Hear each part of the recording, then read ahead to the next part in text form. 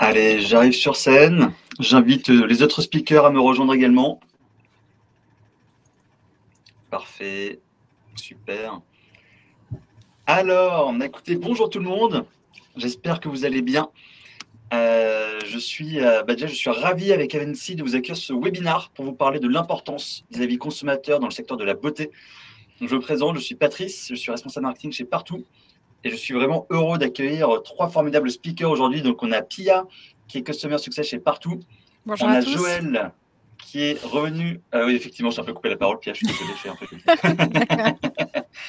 Joël qui est Chief Revenue Officer chez Avency. Bonjour. Voilà, là j'ai trouvé le bon timing. Et Stéphanie qui est donc Team Lead Customer Success chez Avency également. Bonjour à tous. Alors déjà n'hésitez pas à nous dire sur le chat si vous nous entendez bien et si vous voyez bien la présentation pour être sûr que tout se passe bien au niveau technique. Alors, on va prendre 30 minutes pour vous présenter en deux temps l'importance des avis clients, comment les solliciter et surtout montrer des cas clients parce que c'est ça qui est aussi le plus parlant pour vous. Si vous avez la moindre question, n'hésitez pas. Il y a un onglet questions sur la plateforme qui vous permet de poser toutes vos questions. On y répondra à l'oral au fur et à mesure. Si on a beaucoup, on prendra du temps. À la fin, pendant la partie Q&A, on a 20-30 minutes si besoin pour répondre à tout le monde. Ne vous gênez pas, on est vraiment là pour ça. Alors, pour lancer les hostilités avec la première partie sur améliorer son réputation sur Google My Business. Tout d'abord, pour remettre, on va dire, un petit point de connaissance pour qu'on se présente. Donc, chez Partout, on aide les points de vente à améliorer leur trafic web to store. On a une solution qui est basée sur deux axes. Le premier axe, c'est sur la visibilité en ligne, c'est-à-dire la diffusion de toutes les informations de vos établissements, que ce soit les horaires, téléphone, site internet, photos sur un maximum de plateformes comme Google, Facebook, Waze, Apple Plan, Foursquare, etc. Et le deuxième point, c'est l'e-réputation, c'est-à-dire la récolte d'avis clients depuis Google et Facebook, une centralisation depuis notre plateforme pour que vous puissiez y répondre plus facilement et surtout analyser ce que disent vos clients. Voilà, on existe depuis 2014, on est plus de 200 employés et maintenant on travaille avec plus de 400 clients répartis sur une centaine de pays. Voilà, ça c'était pour la petite intro rapide. Maintenant, on va rentrer dans le vif du sujet. Alors, juste pour être sûr de mettre tout le monde sur le même niveau de connaissance, je vais aller assez vite sur ces premières slides, c'est remettre justement cette plateforme Google My Business que vous connaissez déjà toutes et tous. C'est vraiment la nouvelle vitrine digitale de vos établissements. C'est surtout et de plus en plus le premier point de contact avec les internautes. Et je pense que vous voyez vous-même quand vous l'utilisez dans votre quotidien, quand vous cherchez par exemple une parfumerie à Paris, ce sont ces fiches Google qui apparaissent vraiment en évidence et qui apparaissent même devant votre site web, comme on le voit là sur la slide. Et c'est en étant référencé sur des plateformes comme Google, mais aussi sur Facebook, Waze, etc., que vous pouvez générer jusqu'à 30 fois plus de contacts que votre propre site web. Donc ça, c'est énorme. Il y a vraiment le comportement des internautes qui a changé, qui va de plus en plus aller chercher des informations sur des plateformes tierces, autres que votre site web, même si le site est bien entendu toujours très, très important. Maintenant, ce que je vais vous expliquer, c'est comment fonctionne l'algorithme des SEO local. Il y a trois principaux critères à avoir en tête. Un, c'est la distance, c'est-à-dire que pour apparaître dans les meilleurs résultats, il faut bien entendu avoir l'établissement qui est le plus proche géographiquement de la requête de l'internaute. Ça, c'est très clair. Deuxième, c'est la pertinence, c'est-à-dire quelle est la cohérence entre la requête de l'internaute et les informations qui sont présentes en ligne. Je donne un exemple. Si je cherche un spa qui est ouvert le lundi, Google va comparer toutes les informations de tous les spas sur le web, que ce soit sur les différents sites internet, sur Google, sur Facebook, Waze, etc. Il va comparer toutes ces informations. Il va prendre celles qui sont les plus uniformes, qui ont été mises à jour les plus récemment, pour les faire apparaître dans les premiers résultats pour être sûr de donner une information correcte, à jour, à l'internaute. Et enfin, le troisième point, c'est la réputation. C'est-à-dire quelle est votre note moyenne sur Google, mais aussi combien vous avez d'avis. Est-ce que vous répondez aux avis et surtout, est-ce que vous y répondez régulièrement avec une bonne réactivité? Et cette partie réputation, c'est ce qui grappille de plus en plus de points année après année, qui prend une part de plus en plus importante dans l'algorithme de Google.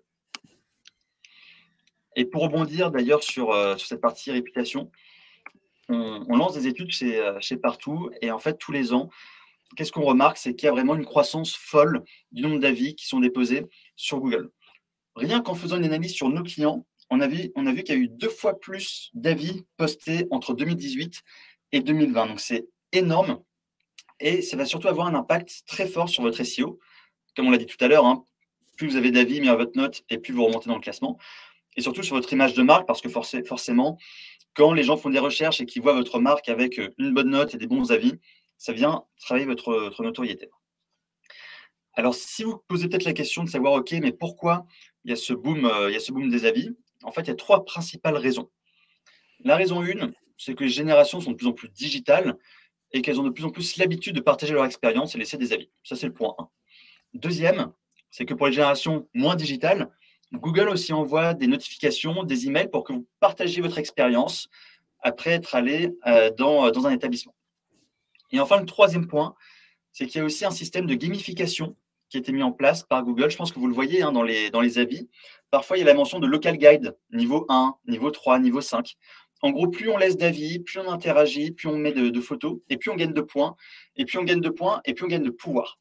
C'est-à-dire qu'un local guide de niveau 7 qui laisse un avis aura son avis qui sera beaucoup mieux mis en avant par Google que quelqu'un qui n'est pas local guide. Voilà pour l'importance. Et maintenant, juste avant de donner la parole à Pia, je vais vous partager cette étude. Alors, elle a été faite sur les salons de coiffure, mais en soi, c'est une étude qui peut être faite sur n'importe quel secteur d'activité. C'est une étude qu'on a basée sur 26 franchises dans le secteur donc, de la coiffure et sur lesquelles on a extrait plus de 300 000 avis sur Google. Et il y a 2 informations très importantes qu'on a pu sortir de cet avis. C'est le nombre d'avis. Donc, le premier constat, c'est que le nombre moyen d'avis par salon de coiffure est plutôt intéressant. Hein. Donc, 69 avis par salon de coiffure, c'est pas mal. En revanche, il y a encore de très belles marges de progression parce qu'on voit par exemple des établissements. Alors, c'est vrai que la restauration peut avoir des centaines, 500, parfois milliers d'avis, mais ça montre qu'il y a encore des belles marges de progression pour avoir encore plus d'avis et pour apparaître donc encore mieux dans les résultats Google. La marque que je voulais féliciter, si jamais elle nous écoute, c'est Passage Bleu qui a 144 avis en moyenne par salon, donc ça c'est top. Et pour les autres qui ont peut-être 19, 29 avis, franchement, c'est pas grave, il y a encore tout le temps de mettre en place des systèmes de récolte d'avis, et Pia en parlera tout à l'heure. Concernant la note moyenne, parce que c'est ça qui est intéressant, c'est de connaître votre note moyenne sur le paysage national. Là, on voit déjà qu'il y a une bonne information, c'est qu'en 4,1 sur 5, c'est une bonne note. Les gens sont globalement satisfaits de leur passage dans les salons de coiffure. Et surtout, ce qui est sympa à savoir, c'est que cette légende urbaine qui laisse penser que seuls les détracteurs laissent des commentaires, ça c'est révolu. Même les gens satisfaits maintenant partagent leur expérience. Donc déjà, un grand bravo au quatuor de tête là, qui a 4,3. Et pour les autres qui sont un peu en bas de classement, encore une fois, aucun souci. Ça peut être très facile de contacter, de recontacter vos clients les plus satisfaits pour leur demander de laisser des avis sur Google pour améliorer rapidement votre note. Voilà, donc ça c'était pour ma grosse introduction. Et maintenant, je vais laisser la parole à Pia qui va vous expliquer tous les bons process à mettre en place pour gérer son e-réputation. Merci Patrice. Alors effectivement, voyons ensemble les process qu'on vous conseille pour bien gérer votre e-réputation. Le premier, c'est tout simplement de répondre aux avis. En effet, la première chose à faire pour une bonne relation client, c'est de répondre à vos avis. Et c'est extrêmement important pour 3 raisons principales. La première, c'est que ça permet de renforcer votre relation avec vos clients. Quand vous répondez à un avis, l'internaute est alerté d'une notification par mail, ce qui fait quand même assez plaisir quand on poste un avis, de savoir que le propriétaire de la fiche, du coup, a lu l'avis et y répond.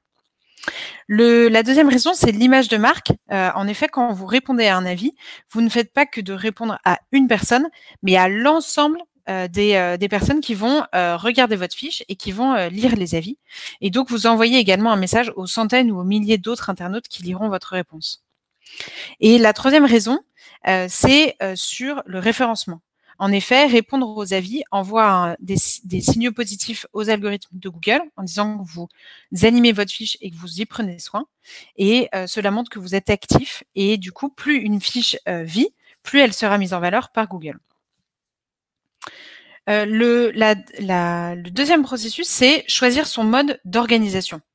Il n'y a pas réellement de de bonnes réponses à un choix de mode d'organisation. C'est plus en fonction de vous, votre organisation en interne. Je vais vous donner quand même les avantages d'une réponse en centrale et aussi les avantages d'une réponse plutôt en local. Alors, commençons d'abord par la réponse en centrale. Il y a trois avantages principaux. Le premier qui est le professionnalisme. En effet, l'empathie, l'orthographe, la politesse sont des éléments clés d'une réponse qu'une réponse va apporter à un avis en ligne, et il peut s'avérer difficile de faire respecter à des directeurs de magasins toute une ligne éditoriale et une politique stricte en allant dans ce sens-là. Le deuxième point, c'est la réactivité qui est essentielle dans ce domaine. Les directeurs d'établissement ou vos responsables de salons, instituts, magasins doivent gérer les problématiques opérationnelles au quotidien et ont parfois pas souvent la réactivité nécessaire pour répondre aux avis. Et donc, une gestion en centrale permet de respecter les délais de réponse aux avis. Et enfin, il y a de nombreuses implications SEO liées aux avis et à leurs réponses. Vous pouvez ajouter en fait des mots-clés dans les réponses aux avis qui permettront aux fiches de vos établissements de remonter dans des requêtes qui sont liées à ces mots-clés. Par exemple, l'entreprise SoCook rajoute à chaque fois les verbatims Made in France dans les réponses aux avis, et quand vous faites des requêtes sur Internet pour chercher par exemple un cuisiniste Made in France, et ben, ce sont les fiches SoCook qui remontent en premier puisque il y a ces verbatims dans les réponses aux avis. Les avantages maintenant d'une réponse en local. Alors, effectivement, ce sont donc vos responsables de magasin qui vont répondre à leurs clients. Donc, ils ont plus, parfois ils les connaissent parce que ce sont parfois des clients, voilà, qui voient passer, des clients fidèles, et donc ils connaissent les réponses et ils peuvent apporter un peu plus de personnalisation à la réponse aux avis. C'est aussi un bon moyen de responsabiliser le personnel en magasin et de les faire se sentir concernés en les mettant face au retour des clients. Et puis, ça permet aussi d'alléger parfois la charge de travail au niveau du siège. En effet, si vous avez beaucoup d'avis par établissement, beaucoup de nouveaux avis par établissement qui arrivent, par exemple, tous les jours ou toutes les semaines, et ben, en répartissant cette charge de travail au niveau local, permet du coup de mieux répartir la charge de travail. On a aussi d'autres éléments qui peuvent varier votre choix d'organisation de réponse aux avis, donc en centrale ou en local. Ça peut être donc en fonction de votre secteur, de la maturité digitale de votre réseau. Parfois, on sait il y a des réseaux qui sont pas forcément très digitaux. Alors il y a des exceptions, mais parfois voilà, on a besoin d'avoir des formations pour essayer de sensibiliser tous les réseaux au digital. Et puis il peut avoir aussi tout simplement une relation la relation entre le siège et les points de vente qui peuvent être différentes et qui peuvent opter pour un choix plutôt qu'un autre. Le troisième processus, c'est définir des règles. Que vous choisissez de gérer vos avis en centrale ou en local, il faudra que vous définissiez une charte éditoriale afin que le message porté par votre entreprise soit constant, et donc il faut définir des règles.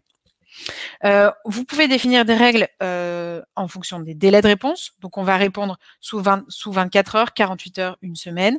Des taux de réponse. À quels avis est-ce qu'on va répondre? Est-ce qu'on va commencer par les avis négatifs, positifs? Est-ce qu'on répond aussi aux avis avec des commentaires ou sans commentaires? Les degrés de personnalisation. En fonction de votre clientèle, vous allez pouvoir apporter une ligne éditoriale avec un peu plus d'humour, par exemple, ou alors un tutoiement. J'ai l'exemple ici de Dundies, qui est une marque de le prêt-à-porter, qui a une clientèle assez jeune, et donc les réponses qu'elles apportent aux avis sont forcément beaucoup moins formelles et beaucoup plus personnelles, avec des emojis dans les réponses que d'autres enseignes. Hop. Alors maintenant, ce qui est important aussi, c'est de pouvoir analyser les avis clients. Vous y répondez, et ce qui est important, c'est aussi de pouvoir les analyser et d'en tirer les conséquences. Vos avis Google My Business, effectivement, sont une source inestimable de retours clients. Il faut aussi les analyser pour en tirer des enseignements opérationnels. Ici, on peut voir, par exemple, sur quels axes les magasins ou les instituts doivent progresser. Donc, ça peut être par exemple sur le passage en caisse qui peut être un peu long, ou alors les délais de livraison qui sont un peu longs. Et aussi les points forts, par exemple, avec du choix dans les produits, un service agréable, et puis des vendeurs aussi qui sont très agréables. Donc, vous pouvez aussi les analyser et après, du coup, en tirer des conséquences, soit globalement ou alors plus localement, institut par institut ou magasin par magasin. Ce qui est important aussi maintenant, c'est d'obtenir plus d'avis pour pouvoir améliorer son référencement. Alors, comment est-ce qu'on obtient plus d'avis? Du coup, on voulait vous poser une question aujourd'hui, à savoir, est-ce que vous récoltez des avis auprès de vos clients? Je ne sais pas si Patrice, tu as lancé le sondage. C'est bon, je vais lancer le sondage. Si vous pouvez tous Parfait. aller dans la rubrique sondage pour répondre à cette rapide question, et ça permettra à Pia de voir un peu où est-ce que tout le monde se situe et rebondir là-dessus. Là, par exemple, Pia, pour information, 80% des répondants récoltent des avis. Bah, c'est super. Parfait. Et c'est excellent parce qu'effectivement, aujourd'hui, les avis sont peu à peu devenus le premier critère de choix d'un établissement sur Internet. En effet, dans une ville inconnue, par exemple, les internautes regardent quasi systématiquement les avis qui sont déposés en ligne avant de se rendre dans un établissement, dans un institut, dans un salon de coiffure, dans une parfumerie. Et là, vous pouvez voir avec ces statistiques qui l'illustrent, puisque 9 personnes sur 10 lisent les avis en ligne avant de se rendre dans un établissement. Et 56% de ces personnes qui déclarent regarder les avis indiquent ne jamais se rendre dans des établissements ayant une note inférieure à 4. Et enfin, dernière statistique, 15% du référencement d'une fiche dépend de sa e-réputation. Effectivement, on l'a vu un peu plus tôt avec Patrice, le référencement d'une fiche dépend de la distance, de la pertinence et aussi de la e-réputation. En 2018, le degré d'importance de la e-réputation dans le référencement d'une fiche était à 8%. Aujourd'hui, d'après la dernière étude de Moz qui est parue en 2020, on est passé à 15%. Donc la prochaine étude, on l'attend avec impatience, devrait confirmer cette tendance et on devrait voir ce pourcentage augmenter. Donc, il ne faut donc pas hésiter à demander à ses clients satisfaits de déposer un avis sur Google. Alors, est-ce qu'on a d'autres réponses, Patrice, ou...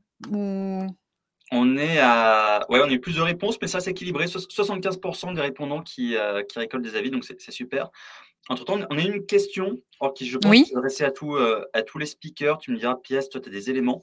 Julien qui demande « Bonjour, y a-t-il une méthode pour mettre en avant ces avis vérifiés Trustpilot face à des boutiques qui importent des faux avis clients de Marketplace pour tromper leurs clients ?» Je ne sais pas si toi, Pia, tu as déjà fait face à ça ou si vous, Evency, vous avez des conseils ou réponses à donner là-dessus. Alors, sur le sujet des avis, effectivement, il y a pas mal d'entreprises qui génèrent des faux avis. Les plateformes de e-commerce, les marketplaces luttent très fortement là-dessus. C'est pour ça aussi qu'il y a certaines plateformes qui ne marchent qu'avec des avis vérifiés. Donc, toutes les plateformes d'avis ne se valent pas. Donc, c'est déjà quelque chose à prendre en compte. Et après, on a quand même des caractéristiques qui sont très similaires sur les avis qui sont faux. Et on se rend compte, nous, auprès des consommateurs, qu'il y a quand même une éducation qui se met en place et les gens sont plus vigilants sur les avis, ont un regard plus critique. Mais il n'y a pas de technique a priori pour travailler là-dessus, mis à part de collecter plus d'avis qui sont authentiques. Parce que effectivement, toutes ces plateformes vont faire des analyses sémantiques, c'est-à-dire vont regarder les textes, ils vont regarder la densité de texte, ils vont après s'appuyer sur les actes d'achat, croiser ces informations et puis identifier si cet avis doit être gardé ou doit être modéré et caché. Donc c'est plutôt là-dessus que moi je travaillerai, c'est se rapprocher de plateformes d'avis sur son site web qui sont liées à de la vérification. Donc comme avis vérifié, mais aussi aller chercher des avis complémentaires qui sont authentiques auprès d'utilisateurs qui auront vraiment reçu les produits.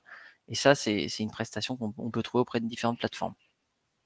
Ce qui est important aussi, c'est d'utiliser les avis Google My Business et d'utiliser Google pour pouvoir remonter aussi et faire apparaître les avis qui sont finalement les plus consultés sur la fiche de vos établissements. Mais du coup, effectivement, on est pile dans le sujet. Comment aujourd'hui récolter des avis? Alors, effectivement, il y a plusieurs manières de récolter des avis. Nous, chez Partout, on utilise le SMS pour pouvoir récolter des avis. Alors, pourquoi est-ce que c'est une bonne solution?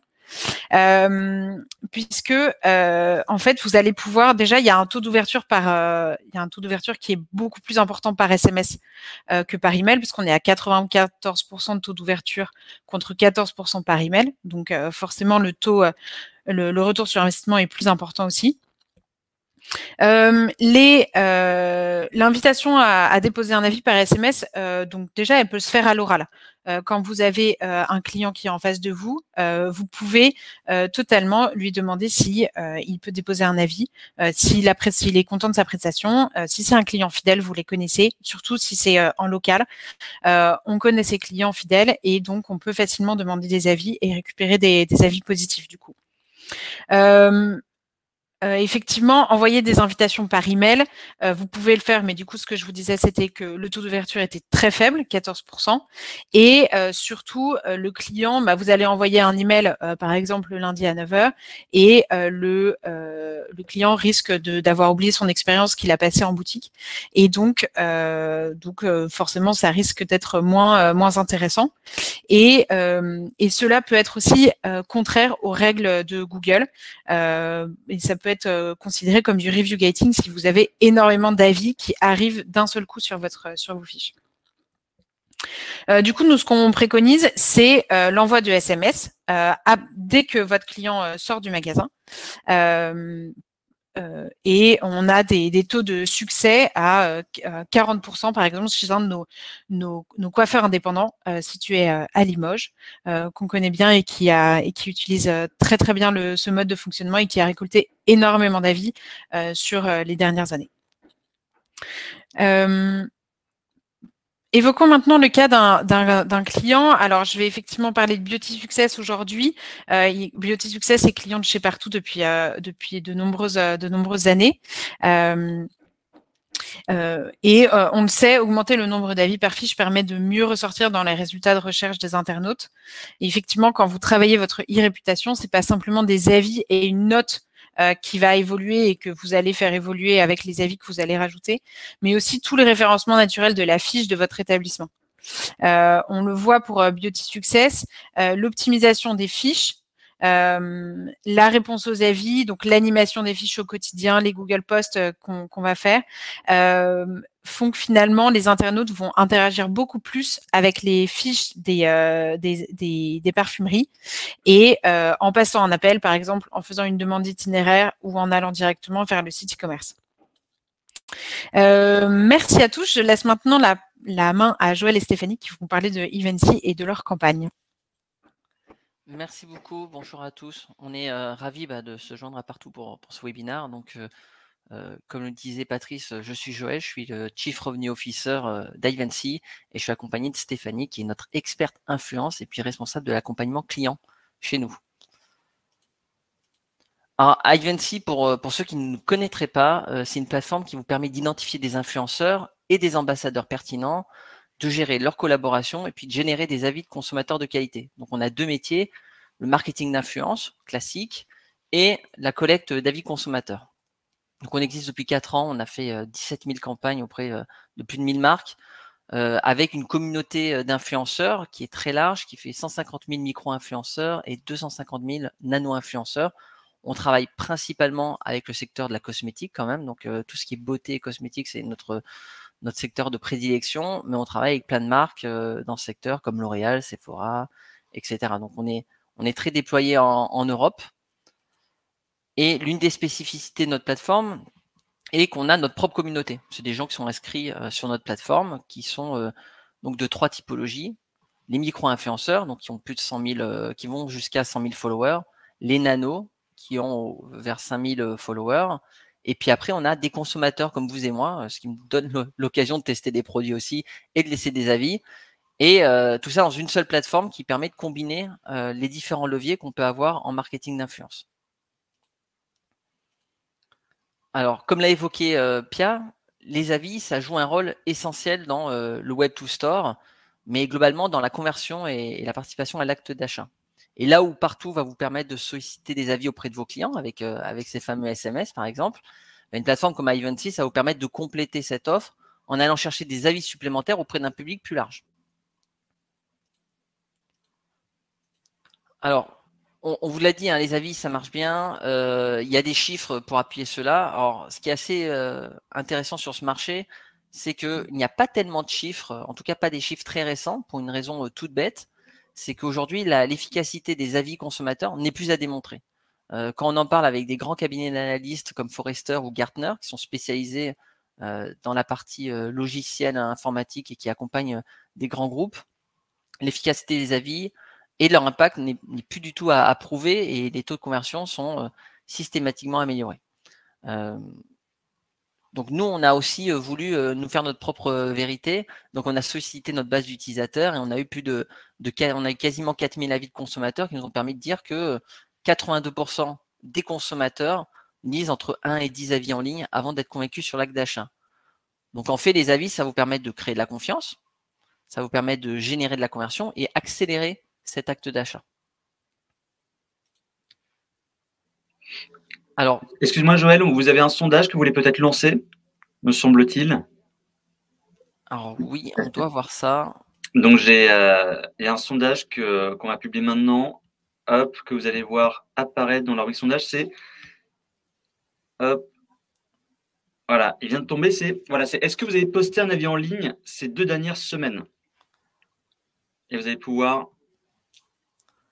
Ah bah tiens, Joël, je te donne des réponses en direct. 80% des répondants. Hop, ça change vite. Je fais Ça attention. change vite. Alors, moi, je l'ai fait parce que je suis Google Local Guide. Donc, je connais bien la mécanique de My Business hein, en tant qu'utilisateur à titre personnel. Pour l'instant, on est à 60% des gens qui n'ont pas posté d'avis ces 2 dernières semaines. Pour information. Alors, donc, les avis, ce qui est intéressant aussi, c'est ce besoin. On n'en a pas vraiment. On l'a un petit peu touché, mais c'est vraiment le besoin de répétition des avis et de la fraîcheur des avis. Hein. Il y a la fraîcheur, la fréquence de réponse aux avis, mais il y a aussi le fait qu'il y en a une publication de manière très régulière. Donc ça, c'est un élément qui est intéressant. Alors, au-delà de l'impact très héroïste hein, que je vous ai évoqué, on a d'autres raisons d'utiliser les avis et faire des campagnes d'avis pour en collecter. On peut les organiser pour plein de différents usages, hein, pour un lancement de produit, pour renouveler la réputation d'un produit phare, fidéliser des clients, référencer ou booster des produits. On peut l'obtenir pour une meilleure réputation, parce qu'en fait, les avis, ça permet quand même d'asseoir la crédibilité d'une marque. Le fait qu'un produit ait beaucoup d'avis, on peut imaginer qu'il y a eu beaucoup de ventes aussi. Donc et puis, la qualité des avis permet aussi de se donner une opinion. Ça permet de relancer l'attractivité. Alors, relancer l'attractivité, c'est quoi? Ça va être dépoussiérer, par exemple, une image de marque. Si dans les avis, on remet en avant le fait qu'on utilise des formules naturelles, qu'on est passé sur un packaging éco-responsable, que cette gamme est particulièrement adaptée à telle typologie, ça va permettre aussi de faire évoluer l'image d'une marque ou d'un produit. Ça permet de générer des ventes, bon ça c'est un peu l'évidence aujourd'hui. Les campagnes, ça permet aussi de collecter des avis qui sont sincères, détaillés, qui peuvent être vérifiés aussi, hein, comme on vous l'a évoqué, et qui vont permettre d'avoir une information qui est plus intéressante pour l'utilisateur final. Parce que les étoiles, c'est très bien, hein, mais c'est un peu polarisant. C'est-à-dire, vous avez 1 ou 5 étoiles. Le comportement typique d'un utilisateur, c'est d'aller voir les extrêmes. Et ils peuvent se focaliser sur un seul aspect du produit. C'est-à-dire, la livraison est en retard, l'accueil n'était pas terrible, ça arrivait cassé, etc. Donc, ça peut permettre à l'utilisateur d'avoir un élément de réponse, mais pas une vision de l'expérience. L'idée de générer des campagnes d'avis, c'est d'obtenir des expériences complètes. Ça amène de la valeur ajoutée parce que ça va vous donner des éléments de contexte. Un exemple tout bête, si demain j'essaye un shampoing pour cheveux frisés, Mon avis ne sera pas forcément hyper positif, comme vous pouvez l'imaginer. Mais par contre, je peux donner des éléments de contexte sur pourquoi je l'ai utilisé, qu'est-ce que j'ai trouvé bien dans le produit, qu'est-ce qui me correspondait et qu'est-ce qui ne me correspondait pas. Et dans les campagnes de génération d'avis, on va essayer justement de collecter le maximum d'informations et leur longueur et leur densité est hyper intéressante pour l'utilisateur. Et au final, ça vous permet de vous différencier parce que aussi exposer les avis, qu'ils soient positifs ou négatifs, c'est une façon de se mettre un peu en danger et de montrer aussi qu'on peut avoir plus d'authenticité auprès de nos consommateurs. Alors, le deuxième effet principal des avis, au-delà de l'impact sur les consommateurs, c'est ce qu'on va pouvoir avoir pour l'entreprise.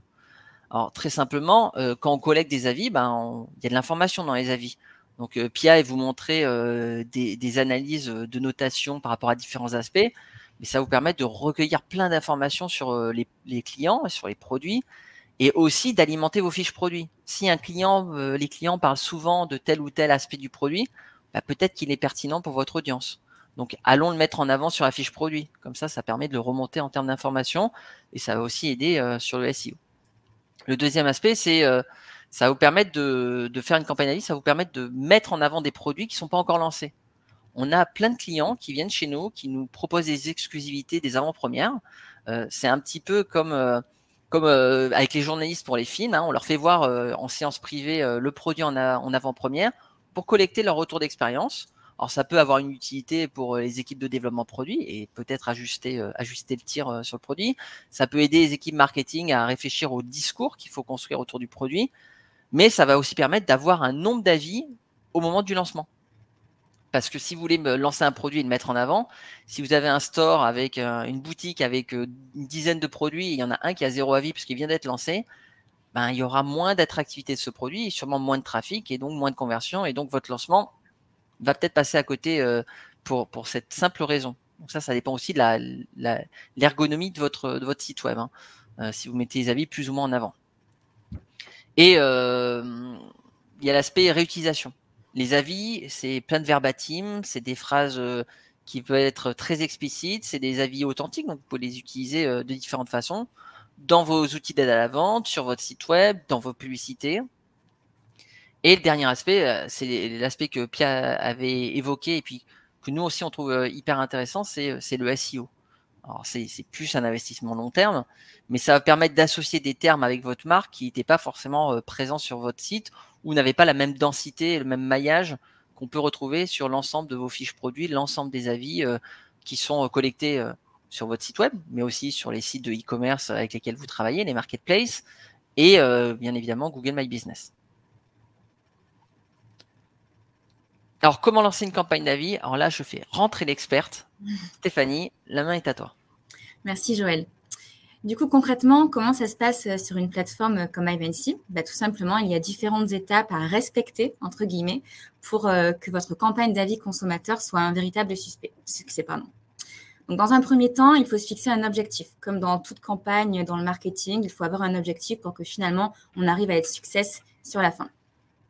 Cet objectif, il va dépendre finalement de quel type de produit vous allez avoir besoin de booster sur votre site e-commerce ou votre site revendeur. Par exemple, si c'est un best-seller, vous allez avoir besoin de renouveler des avis récents, comme le disait Joël. En effet, c'est hyper important que sur votre fiche produit, vous ayez des avis récents. Avis récents, ça veut dire qu'ils datent d'au moins 3 mois. Ou bien de remonter la note. Si vous avez pu remarquer que votre fiche produit est un peu en dessous de ce que vous attendez, par exemple, vous avez besoin d'avoir au moins 4 sur 5 sur votre fiche produit et un best-seller est aux alentours des 3 sur 5, c'est le moment finalement de lancer une campagne d'avis consommateur. Et si c'est une nouveauté, ça va être tout simplement avoir des avis dès le lancement de sa fiche produit. Comme ça, étant donné que c'est une nouveauté produit, les consommateurs qui seront peut-être en doute pour passer à l'acte d'achat, si vous avez directement un certain nombre d'avis consommateurs sur votre fiche produit, forcément, ça va les rassurer à tout simplement acheter votre nouveauté produit. Enfin, il y a aussi les sites à booster. Donc ça va finalement dépendre aussi de votre présence sur le web. Ça va être éventuellement sur votre propre site marque, mais aussi sur des revendeurs, des marketplaces, Google Ads, App Store, les réseaux sociaux. Enfin, finalement, ça va vraiment être important aussi pour vous d'avoir une présence multi-site parce que ça va permettre d'accroître votre visibilité. Concernant le brief, vous pouvez mettre en avant des mots-clés pour booster l'efficacité des avis et aussi votre référencement. Donc, je vais pas répéter finalement ce que Pia et Joël ont déjà expliqué, mais c'est vrai qu'en fonction d'un élément fort que vous voulez mettre en avant, si c'est une nouveauté qui va avoir un aspect assez RSE dans son packaging, si c'est par rapport à une nouveauté qui se lance en termes d'efficacité ou en termes de technicité, ça peut être intéressant pour vous de le mettre dans le brief. Comme ça, finalement, vos avis iront en ce sens. Et si les personnes font des recherches sur Google, ça va aussi booster et optimiser votre SEO. Le ciblage de vos testeurs est forcément aussi une étape très importante et ça doit finalement correspondre à votre cible de consommateur. Parce que comme le disait Joël, si vous avez besoin de faire tester un shampoing pour cheveux frisés, forcément le testeur doit être en adéquation avec la personne qui va acheter dans la finalité votre produit. Chez Ivancy, cette tâche opérationnelle est gérée en interne, donc ça vous permet en plus de gagner du temps sur cette campagne. Tout comme l'envoi des colis, parce que finalement c'est une tâche très opérationnelle, mais qui fait partie des étapes d'une campagne d'avis conso, les plateformes comme celle d'Ivancy permettent de gérer ça en interne. Tout au long de votre campagne, une fois qu'elle est lancée, une fois que toutes ces étapes sont passées, il va falloir finalement mesurer sa performance. Comment vous allez mesurer sa performance? C'est avec différents KPIs. Dans un premier temps, c'est le taux d'application à la campagne. Le nombre de personnes qui ont été intéressées à participer à votre campagne d'avis consommateur. Ça vous permet de mesurer l'attractivité du produit. Ensuite, le nombre d'avis générés par site. Donc ça, c'est un indicateur essentiel qui va vous permettre de vous rendre compte du résultat si c'est en adéquation avec votre attente. Si vous aviez besoin de 100 avis, ça va vous permettre de mesurer si l'objectif est atteint. Sur Ivancy, il faut savoir que le taux de publication, donc en fonction du nombre de testeurs vs le nombre d'avis générés, on est sur un excellent taux de publication qui est à 96%. On a aussi en KPI important, c'est la longueur des avis. Parce que, comme Joël et Pia le disaient, finalement, maintenant, les consommateurs ne regardent pas seulement les étoiles, mais aussi le détail des avis consommateurs pour se rendre compte finalement de l'expérience qu'aura à partager le consommateur dans son avis. Et donc ça, chez Ivancy, on a une requête auprès des consommateurs, des testeurs, c'est de rédiger un avis d'au moins 200 caractères. Et en moyenne, nous obtenons des avis de 378 caractères. Donc, ça vous permet finalement de vous rendre compte de la qualité de l'avis généré. On a aussi la moyenne des notes par produit testé, donc qui va dépendre finalement de la note sur 5 étoiles. La répartition des notes récoltées par site. Donc ça, finalement, ça vous permet aussi de déterminer sur quel site vous allez organiser vos prochaines campagnes d'influence et d'avis consommateurs. Et le taux de conversion, donc ça, forcément, c'est un KPI qui est très important pour les marques.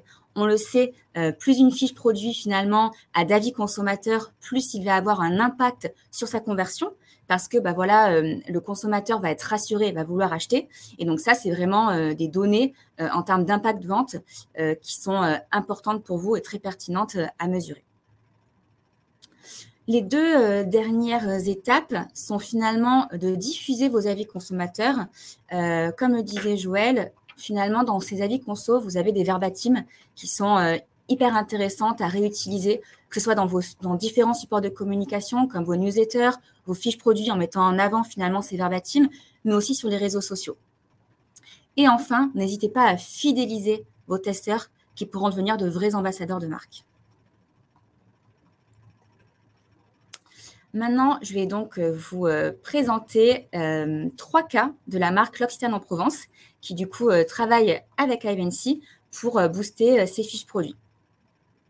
Donc, le premier cas, c'est sur son produit phare qui est le calendrier de l'Avent. Donc, finalement, le contexte ici, c'est relancer l'attractivité d'un best-seller. Donc, ici, on est vraiment sur une spécificité en termes de produit, dans le sens où c'est un produit qui est éphémère, qui a donc une durée d'achat et de vie, entre guillemets, pour le consommateur, parce que c'est uniquement pendant la période des fêtes de fin d'année. Et en plus de ça, c'est un produit qui, tous les ans, se renouvelle. Il y a un vrai côté inédit. Et donc, les consommateurs, quand ils vont tester le produit, ont une certaine, finalement, exclusivité qui est très appréciée. Et en dernier point, c'est une concurrence très forte. C'est un moment clé des marques, notamment dans l'univers de la beauté, mais on a aussi maintenant le secteur de la food qui se lance dans les calendriers de l'Avent, et c'est vraiment quelque chose de très important. Et donc là, finalement, l'enjeu pour la marque L'Occitane en Provence, c'est d'obtenir un maximum d'avis consommateurs avant la date du 31 septembre, pour permettre finalement d'anticiper et prendre de l'avance sur la période des fêtes, et pour que toutes les fans de calendrier de l'Avent puissent faire des recherches en termes de SEO et que ça puisse finalement booster la fiche produit et que ça mette en avant le calendrier de l'Avent L'Occitane en Provence. L'Occitane en Provence lance du coup des avis consommateurs sur 3 sites, et la spécificité, c'est que c'est sur 3 sites de la marque. C'est 3 sites francophones. On a le site français, le site belge et le site suisse. Et donc ici, en termes de résultats, on est sur une très belle performance. Donc l'objectif était d'obtenir au moins 90% de taux de publication avant le 31 septembre. La marque a atteint 94%, avec déjà 141 avis générés et une note excellente de 4,85 sur 5. Le deuxième cas, c'est sur la réédition d'un best-seller. Donc, le sérum Reset, c'est un best-seller, un sérum très connu des fans de L'Occitane en Provence, mais même aussi de consommatrices beauté. Et donc là, il y a une réédition de ce best-seller.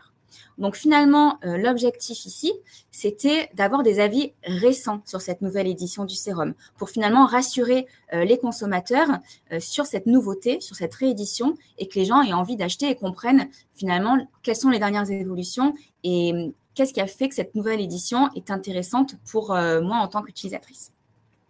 Et donc, l'objectif ici était d'avoir au moins 135 avis sur les 3 sites. Et ici, on en a obtenu 150 avec un taux de publication qui est excellent. On est à 100%. Et enfin, le troisième cas, c'est un lancement de produit. Donc, le lancement de produit des shampoings solides. Donc, c'est un lancement de produit assez particulier dans le sens où, au-delà du fait que ce soit une nouveauté, les shampoings solides, c'est aussi un nouveau geste en tant qu'utilisateur. Et c'est un geste à démocratiser pour que les personnes commencent finalement à utiliser des shampoings solides. Il y a un certain frein à l'achat de se dire est-ce que l'efficacité va être la même qu'un shampoing finalement classique. Donc ici, vraiment, c'est de démocratiser ce produit innovant et de rassurer les consommateurs en boostant la fiche produit et renforcer la confiance. Donc, on avait ici en objectif d'avoir une note de minimum 4 sur 5 pour vraiment, voilà, comme je disais, renforcer la confiance. Et finalement, en termes de résultats, on est sur une très belle performance. On a eu 291 avis générés et une note excellente de 4,93 sur 5. C'est d'ailleurs la meilleure note parmi les 3 cas que je vous ai présentés. Donc, on est vraiment sur un très beau succès pour cette campagne avis consommateurs sur le shampoing solide. Et je repasse la main à Joël sur la partie Ivancy et nos marques qui nous font confiance. Alors, donc, là, c'est le grand tableau de toutes les marques avec lesquelles on travaille. Donc, vous verrez, il y a plein de secteurs. Là, on s'est plutôt focalisé sur la beauté. Les marques avec lesquelles on travaille, on ne fait pas que des campagnes d'avis consommateurs, on fait aussi des campagnes d'influence parce que c'est très complémentaire de l'offre autour des avis.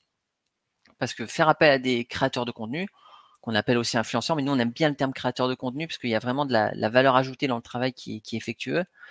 On se rend compte que dans l'étude qu'on avait fait avec, je vous rappelle, on avait fait une étude avec nos consommateurs, donc on avait 3800 avis. Et dans cette étude, il y a un chiffre qui nous a interpellés. 85% des consommateurs ont déjà fait un achat après avoir vu le post d'un influenceur.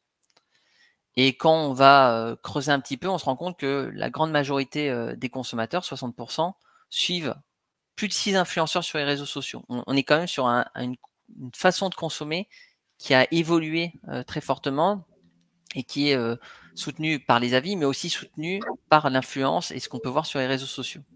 Donc pour les consommateurs, plusieurs avis valent mieux qu'un. C'est pourquoi on est nombreux à aller consulter non seulement les avis, mais aussi ce que disent les créateurs de contenu qui sont aussi experts de leur domaine. Parce que travailler avec des influenceurs, ça va vous permettre de faire pas mal de choses en complément des campagnes d'avis, collecter de l'insight. Les leaders d'opinion, ils sont le miroir de leurs audiences, et qui sont au final, les audiences sont vos consommateurs. Et ça peut impacter fortement votre processus de création de produits. On a le cas de clients, alors là, en l'occurrence dans la food, qui s'appuie sur ses ambassadeurs et ses ambassadrices aussi pour définir quel sera le packaging de ses produits. Quels éléments on va mettre en avant dessus, quel format, pour vraiment faire adapter son évolution, son produit et puis communiquer autour de cette inclusion de sa communauté dans ce travail. On va avoir plus de visibilité avec des influenceurs. Bah forcément, on étend le reach parce qu'on capitalise sur les audiences. Et ce qui est intéressant dans la façon dont on travaille, c'est-à-dire plutôt que travailler avec des célébrités ou des gros influenceurs qui ont plusieurs millions de followers, on va travailler avec un réseau de micro-influenceurs ou de nano-influenceurs qui va surtout impacter votre part de voix. Vous allez avoir le même reach avec une part de voix qui va être très, très forte et un nombre d'engagements qui va être plus élevé parce que plus la communauté est restreinte, plus la personne est experte, a une relation forte avec son audience, ben plus vous avez de l'engagement. On va aussi pouvoir avoir des UGC. On vous a parlé des avis, comment on pouvait les réutiliser. Mais parfois, on a besoin d'avis qui sont un peu plus qualitatifs, un peu plus en mode témoignage client. Et là, on peut s'appuyer sur un réseau d'influenceurs et de créateurs de contenu pour générer des avis qui sont d'une qualité visuelle forte. Donc, ça peut être de la photo, mais ça peut être aussi de la vidéo qui peut être réutilisée sur vos sites de e-commerce. Alors, si vous allez sur Zalando, vous verrez que il y a certaines chaussures qui sont présentées portées. Ça, c'est des influenceurs. Vous allez aussi pouvoir les utiliser pour la publicité en ligne. Beaucoup de nos clients vont les utiliser principalement pour des pubs Facebook. Donc, des témoignages clients qui vont être du sponsored content ou de l'advertising sur la plateforme Facebook. Enfin, il y a certains produits pour lesquels les avis, c'est compliqué. Si vous avez un produit dont l'expérience utilisateur doit s'étaler sur plusieurs semaines, plusieurs mois, le bon format aujourd'hui, c'est le blogging. C'est travailler avec des influenceurs sur ces grandes périodes de temps pour montrer l'effet d'une crème, l'effet d'un traitement. Alors, ça peut être des compléments alimentaires, par exemple. Et ça va être utile de travailler avec des influenceurs pour aller plus loin. Donc, comme vous voyez, dans les exemples, on voit des produits de la marque L'Occitane parce que L'Occitane l'a utilisé les deux leviers lors de ses campagnes parce qu'il y a cette complémentarité qui se fait naturellement et qui permet de renforcer la valeur des avis. Alors, pour activer des influenceurs, il y a plein de mécaniques. Il y a des jeux concours, il y a de la co-création. On va leur demander aussi de poster des témoignages. On va leur demander d'animer et de faire gagner des produits à leur communauté. Et ça, c'est vraiment très riche en termes de format et d'activation qu'on peut imaginer avec les influenceurs. Et ça va vraiment compléter les avis qui sont de personnes lambda avec l'expertise de l'influenceur, du créateur de contenu, parce que avant tout, c'est des gens qui maîtrisent un domaine, maîtrisent un sujet. On ne parle pas des influenceurs que vous voyez passer sur M6 ou TF1 qui vont vous présenter la face cachée de l'influence et les centaines de milliers d'euros qui sont chaque semaine en promouvant des dizaines de produits. Non, là, on parle de communautés qui sont beaucoup plus restreintes, donc des gens qui ont une passion avant tout et qui ne vivent pas forcément de l'influence. Pour conclure, je voulais vous partager… pardon, Joël, je te coupe parce que vous avez un sondage pour finir cette partie que je vais publier maintenant avec la question qui est donc, en plus des avis consommateurs, faites-vous attention aux recommandations des influenceurs. Comme ça viendra boucler ta partie. Je te laisserai ensuite mentionner. Super, merci beaucoup. Là, on est sur 70% des gens qui font attention aux recommandations des influenceurs. Pour information. 75%. Oh là là, ça grimpe. Donc très grosse majorité des gens qui font attention aux recommandations des influenceurs. Voilà, c'est l'info que je te partage, Joël. Merci beaucoup. Alors, tout ce qu'on a vu aujourd'hui avec Patrice, Pia, Stéphanie et moi-même, il y a beaucoup de ces apprentissages que vous avez retrouvés dans notre e-book qu'on a publié récemment, donc il y a une semaine et demie. Vous allez pouvoir le télécharger, donc on va vous partager le lien dans le chat, comme ça vous aurez l'occasion de prendre un peu de temps et un peu de recul sur tout ce qu'on vous a dit aujourd'hui, parce que c'est assez dense. Mais ce qu'il faut retenir, c'est surtout la complémentarité de l'ensemble de ces sujets autour d'une stratégie qui est centrée sur les avis. Centrer une stratégie sur les avis, c'est-à-dire avoir une approche sur comment on les génère, comment on les collecte, comment on y répond, comment on capitalise dessus, c'est quand même essentiel et il y a plein de leviers. C'est relativement simple quand même à faire, mais ça demande un peu de rigueur et un peu de temps à y consacrer. Mais on sait que l'impact est très positif sur le retour sur investissement. D'ailleurs, Joël mea culpa, j'ai lu les résultats à l'envers. Merci Arthur. En fait, c'est 75% des gens qui ne font pas attention aux recommandations des influenceurs. Voilà, si jamais vous voulez rebondir sur cette information. L'audience de ce webinaire est peut-être pas dans la cible, hein. Donc, c'est vrai que l'utilisation des influenceurs pour compléter, nous, c'est quelque chose qu'on le voit beaucoup sur les consommateurs, on va dire à répétition, donc des gens qui consomment énormément de produits cosmétiques, par exemple, hein. Est-ce que c'est vrai pour des consommateurs qui ont une consommation plus ponctuelle? Sûrement pas. C'est sûrement moins pertinent. Ça marche. Bah, écoutez, on arrive à la fin de ce webinaire. Donc, on espère que vous avez tous passé un bon moment et que vous avez appris plein de choses sur ces prises de parole. Et surtout, on a encore quelques minutes. Donc, si vous avez des questions, n'hésitez pas. Vous êtes encore 20 personnes participants. Donc, on est là pour ça. Posez-nous vos questions. Faites-nous des retours d'expérience. Voilà, allez-y. On est là pour ça. Profitez-en.